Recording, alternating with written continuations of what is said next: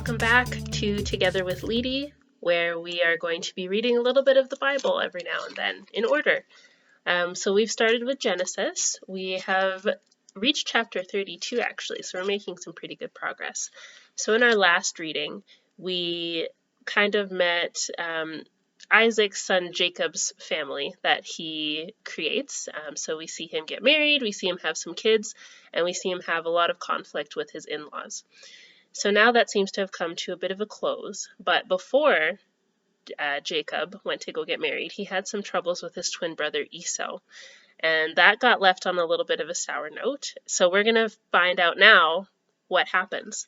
This is Genesis chapter 32. As Jacob was on his way back home, some of God's angels came and met him. When Jacob saw them, he said, "This is God's camp." So he named the place Mahanaim. And again, I don't always know how to pronounce any of these words, so excuse me if I'm doing it very wrong.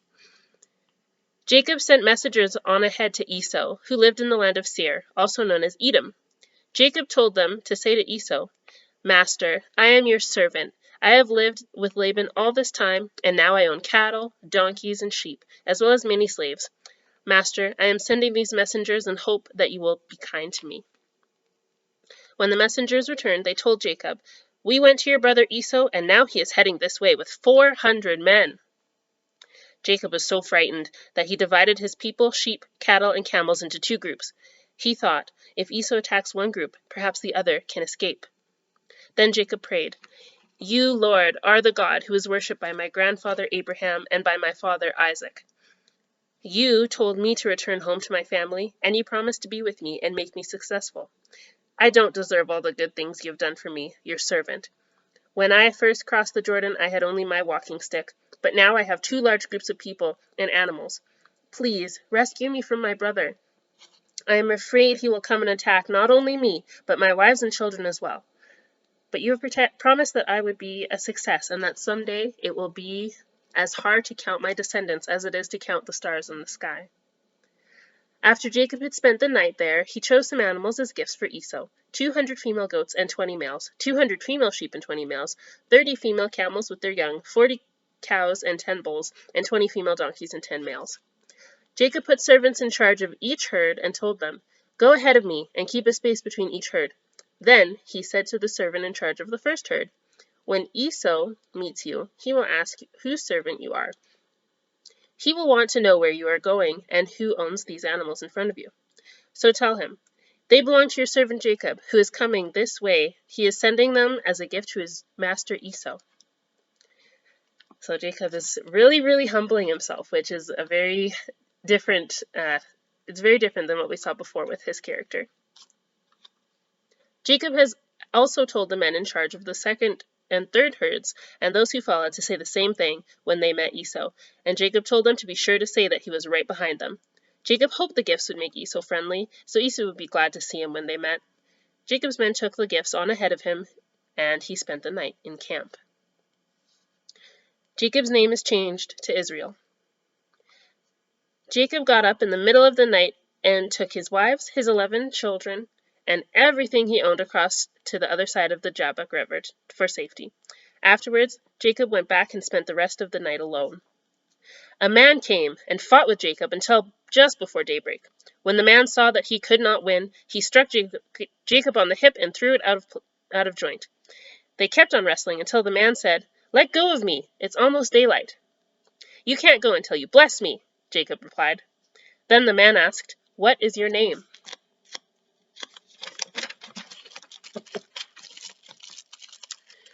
"Jacob," he answered. The man said, "Your name will no longer be Jacob. You have wrestled with God and with men, and you have won. That's why your name will be Israel." Jacob said, "Now tell me your name."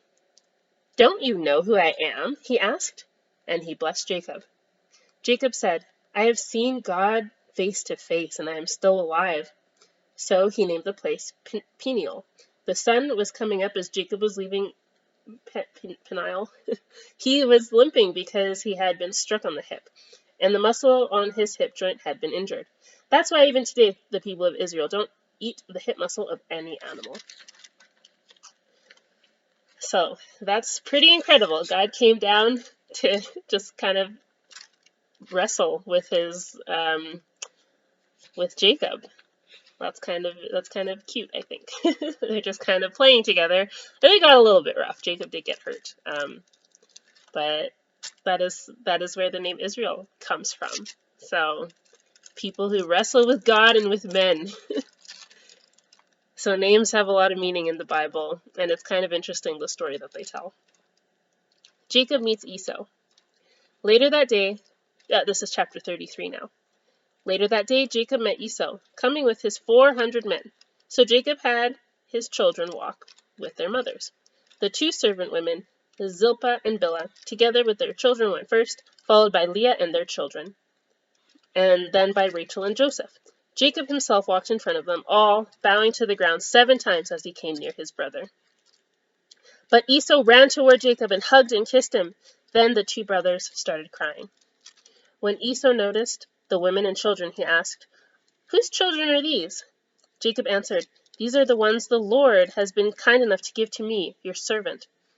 Then the 2 servant women and their children came and bowed down to Esau. Next, Leah and her children came and bowed down. Finally, Joseph and Rachel also came and bowed down. Esau asked Jacob, "What did you mean by these herds I met along the road?" "Master," Jacob answered, "I sent them so that you would be friendly to me." "But, brother, I already have plenty," Esau replied. "Keep them for yourself." "No," Jacob said. "Please accept these gifts as a sign of your friendship for me. When you welcomed me and I saw your face, it was like seeing the face of God. Please accept these gifts I brought to you. God has been good to me, and I have everything I need." Jacob kept insisting until Esau accepted the gifts. "Let's get ready to travel," Esau said. "I'll go along with you." But Jacob answered, "Master, you know traveling is hard on children, and I have to look after the sheep and goats that are nursing their young. If my animals travel too much in one day, they will all die. Why don't you go on ahead and let me travel along slowly with the children, the herds, and the flocks? We can meet again in the country of Edom." Esau replied, "Let me leave some of my men with you." "You don't have to do that," Jacob answered. "I am happy simply knowing that you are friendly to me." So Esau left for Edom. But Jacob went to Succoth, where he built a house for himself and set up shelters for his animals. That's why the place is called Succoth. Jacob arrives at Shechem. After leaving northern Syria, Jacob arrived safely at Shechem in Canaan and set up camp outside the city. The land where he camped was owned by the descendants of Hamor, the father of Shechem. So Jacob paid them 100 pieces of silver for the property. Then he set up his tents and built an altar there to honor the God of Israel. Chapter 34. So before we move on, it looks like we almost had a moment with the brothers. They were so close, but it seems like Jacob once again decided to trick someone. I was hoping. I kind of forgot about this part of the story, actually. I thought this was going to be the part where they reconcile. It was so close. But yeah, chapter 34 is pretty heavy. Just a trigger warning, it's about rape. So if this is something that's going to be a trigger for you, definitely move on to the next part. So, chapter 34, Dinah is raped. Dinah, the daughter of Jacob and Leah, went to visit some of the women who lived there. She was seen by Hamor's son Shechem, the leader of the Hivites, and he grabbed her and raped her. But Shechem was attracted to Dinah, so he told her how much he loved her. He even asked his father to get her for his wife. Meanwhile, Jacob heard what had happened, but his sons were out in the fields with the cattle, so he did not do anything at the time. Hamor arrived at Jacob's home just as Jacob's sons were coming in from work. When they learned that their sister had been raped, they became furiously angry. Nothing is more disgraceful than rape, and it should not be tolerated in Israel. Hamor said to Jacob and his sons, "My son Shechem really loves Dinah. Please let him marry her. Why don't you start letting your families marry into our families and ours marry into yours? You can share this land with us. Move freely about until you find the property you want. Then buy it and settle down here." Shechem added, "Do this favor for me and I'll give you whatever you want. Ask anything, no matter how expensive. I'll do anything. Just let me marry Dinah." Jacob's sons wanted to get even with Shechem and his father because of what had happened to their sister. So they tricked them by saying, "You're not circumcised. It would be a disgrace for us to let you marry Dinah now, but we will let you marry her if you and the other men in your tribe get circumcised. Then your families can marry into ours, and ours can marry into yours. And we can live together like one nation. But if you don't agree to get circumcised, we'll take Dinah and leave this place." Hamor and Shechem liked what was said. Shechem was the most respected person in his family, and he was so in love with Dinah that he hurried off to get everything done. The two men met with the other leaders of their city and told them, "These people really are friendly. Why not let them move freely about until they find property they want? There's enough land here for them and for us. Then our families can marry into theirs, and theirs can marry into ours. We have to do only one thing before they will agree to stay here and become one nation with us. Our men will have to be circumcised like their men. Just think! We'll get their property as well as their flocks and herds. All we have to do is agree, and they will live here with us." So, some ulterior motives there. Every grown man followed this advice and got circumcised. Dinah's brothers take revenge. 3 days later, the men who had been circumcised were still weak from pain. So Simeon and Levi, two of Dinah's brothers, attacked with their swords and killed every man in town, including Hamor and Shechem. Then they took Dinah and left. Jacob's other sons came and took everything they wanted. All this was done because of the horrible thing that had happened to their sister. They took sheep, goats, donkeys, and everything else that was in the town or the fields. After taking everything of value from the houses, they dragged away the wives and children of their victims. Jacob said to Simeon and Levi, "Look what you've done. Now I'm in real trouble with the Canaanites and Perizzites who live around here. There aren't many of us, and if they attack, they'll kill everyone in my household." They answered, "Was it right to let our own sister be treated that way?" Because again, Jacob didn't do anything, probably for political reasons. Okay, so that is the end of this reading. So we kind of ended on a really, really hard note. This horrible thing that was done to Jacob's daughter. It happens nowadays. Every day, women have to face this.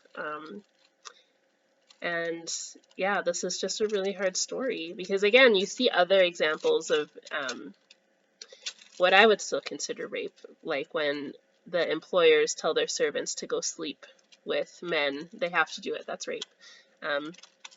So in this case, it's a forced rape, like more violent, like she was grabbed, and that is apparently the only time that people, that's the time when it's not considered culturally appropriate.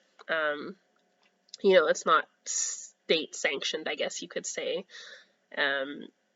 And yeah, like it's just really hard to read, especially the fact that, once again, Jacob, who has been seen to be very opportunistic, wanted to weigh his options before he did anything to protect his daughter and stand up for her. He was kind of concerned with the politics and being attacked and by these other people. But her brothers take immediate action. They're immediately angry. They trick the men, kill Hamor and Shechem and everybody, and drag off all of the wives and children. So yeah, this is just really hard to read. And then of course, it's just, yeah, this one really hits me hard. It also reminds me of another book. It's called The Atonement Child by Francine Rivers.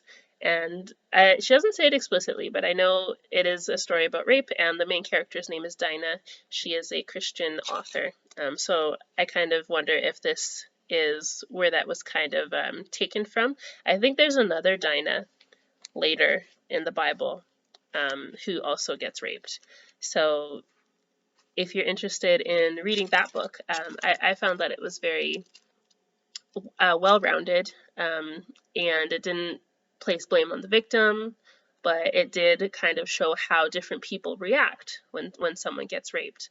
Some people want to blame the victim and saying, like, well, why didn't you walk home another way, or why didn't you do this and that, and you didn't listen. And you know, a couple of family members did think about their reputation and what other people are going to think, and that was a lot of their leading motivation, just like Jacob here in the Bible. And maybe you know somebody like that, whether they're afraid or whether they have a lot of pride. When something happens that's this tragic, people have different reactions. So I definitely recommend that book. It was a really good look into kind of the different reactions and the different views that people have. So yeah, this was a hard chapter, a hard section, especially with Jacob and Laban. Like I said, and Jacob and Esau, it really seemed that Jacob was going to turn things around and kind of be a better person, especially when he prayed to God and saying that he doesn't deserve what happened, all the good things that God has given him. And he still goes back to his old ways, his old tricks and politics and opportunism. And, he went from tricking his brother. Well, I don't know if it's really tricking. Esau basically was kind of dumb, and he decided to sell his birthrights for some soup. I don't know what's going on there. But then, Jacob tricked his father and stole Esau's blessing. His mother was a schemer as well. Rebecca was quite the schemer. So it looks like the schemes just continue. And now it's gotten to the point where Jacob would rather let his daughter get raped, I guess, than do something that would create a politically tricky situation for himself. So again, the Bible is full of people that reflect us. I'm sure that you and I have also made decisions that were more to save face instead of doing the honorable thing. I've done that many times. And it's real. It's real life. It's hard. It's not fairy tales. It's people who suck, just like us, but who also have good parts, just like us, and God loves them anyway. The only thing that God wants is our trust, and we're not going to do it all the time, but God loves us anyway. So that was a shorter reading.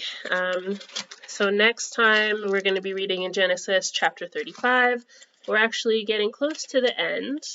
There's only about 10 or so chapters left. Actually, no. It goes to chapter 50, so we're on 35 out of 50. We're getting there. So the next part of the story is when God is going to ask Jacob to go back to Bethel, and we'll see what happens then.